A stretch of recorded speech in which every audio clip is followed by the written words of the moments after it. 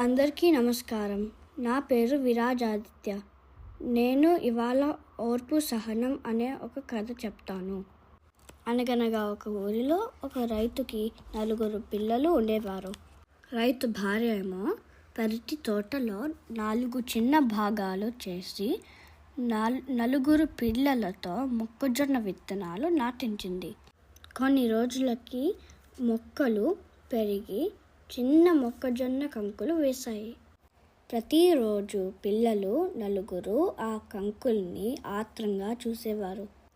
ఇవాళ మొక్కజొన్న పొత్తుల్ని కోసుకుని తినవచ్చా అని అడిగేవారు. దానికి వాళ్ళ అమ్మేమో, కంకులు ఇంకా పెద్దవి అవ్వలేదు, కొద్ది రోజులు ఓపిక పట్టండి అని చెప్పేది. అందరిలోని చిన్నవాడేమో ఓపిక పట్టలేకపోయాడు. తన భాగంలో కంకుల్ని కోసేశాడు.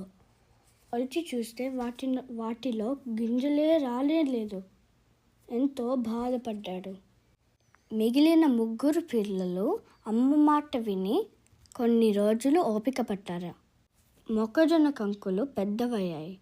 అప్పుడు కోసి చూస్తే అందులో చక్కటి గింజలు ఉన్నాయి.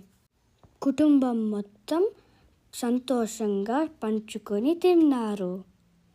ఈ కథలోని నీతి ఏమిటంటే, ఓర్పు మరియు సహనం చాలా విలువైనవి.